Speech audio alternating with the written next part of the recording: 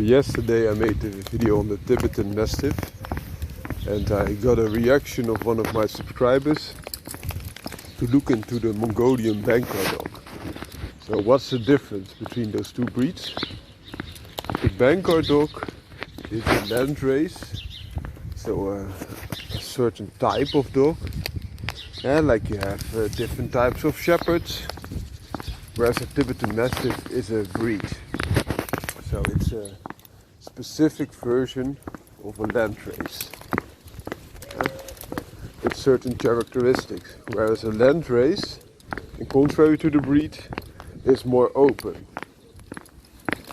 and it's depending its form on what it needs to be doing, its working capabilities. It's like a bull and terrier, like I have here, or a Patterdale.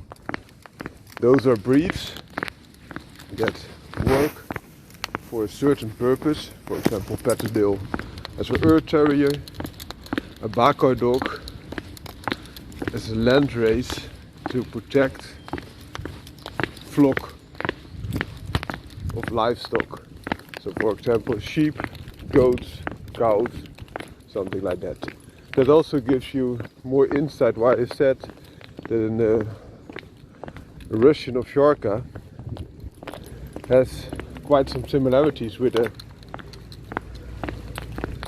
Tibetan Mastiff, because both are landrace of this flock protection type of style. Okay? Then if you look at the Bankhar dog, it's now almost destroyed, because a lot of people that kept them were forced into communist settlements, where there was no place for this type of dogs. So they either let them free or they were killed, the dogs.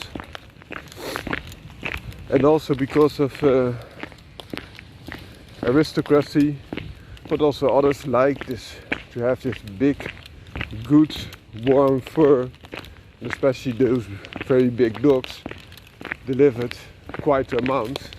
So we were able to make jackets and all other kind of stuff out of them. Whereas the original Mongolian people, they almost saw this dog as an equal.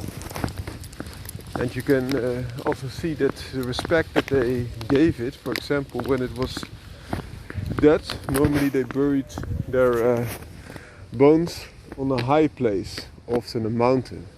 It's not because they are mountain dogs that they did this. They did this so that others wouldn't trample upon the bones. So just out of respect. Another thing that they did in their tradition, when a dog died, they cut off his tail. And why did they do that? Because they believe in reincarnation, and that this dog, their friend, could be reincarnated as a human, and if they now cut off his tail, he would not be reincarnated as a human with this embarrassing tail. Some food for thought. Of course, this is not true, and it's just something that they believe, but it gives you some insight about the bond between dog and man. Also, interesting fact is that although these Bankhar dogs are big type of dogs, they have quite limited need of food, and they live to an old age. And these are the dogs, the landrace, which are not a closed book, that are the dogs that has my subscriber put so very how to say it, eloquently, that this is the real beginner of the Mastiff type of dogs. So for example, Spanish Mastiff that still works is a version of the lamb type. The Ovcharka, the Bankhar dog, they all are like versions of this landrace. Here comes Belgian Malinois, a big girl. Come.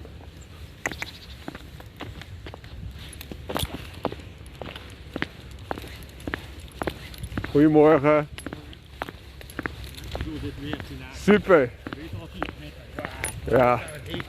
Als ik mag kiezen is het ook beter. Maar ik vind het ook wel lekker als het warm is hoor. Ja, maar hier was het direct warm. Maar dan kwam je om 6:30 het veld in. En 7 uur was het al zo'n gloeiende. Ja. En dan gaat zij niet meer lopen en dan... Ja, dan is er niet veel meer aan hè.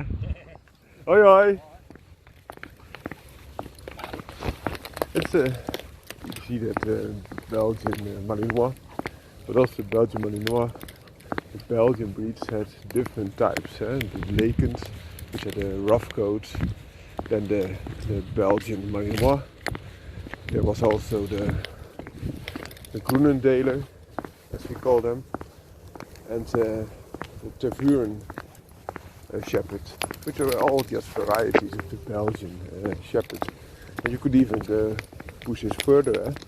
In the Netherlands, so just above Belgium, we had similar type of shepherd. So the Dutch Shepherd, you have also 3 varieties. The rough-coated Dutch Shepherd, that you almost never see anymore. The long-haired Dutch Shepherd that you sometimes see at shows. And the more performant short-haired Dutch Shepherd. The same with the Veld Terrier. This is a smooth-coated black Veld Terrier. And also Patterdale is part of the Veld Terrier. You also have white Veld Terriers that are not Patterdales normally.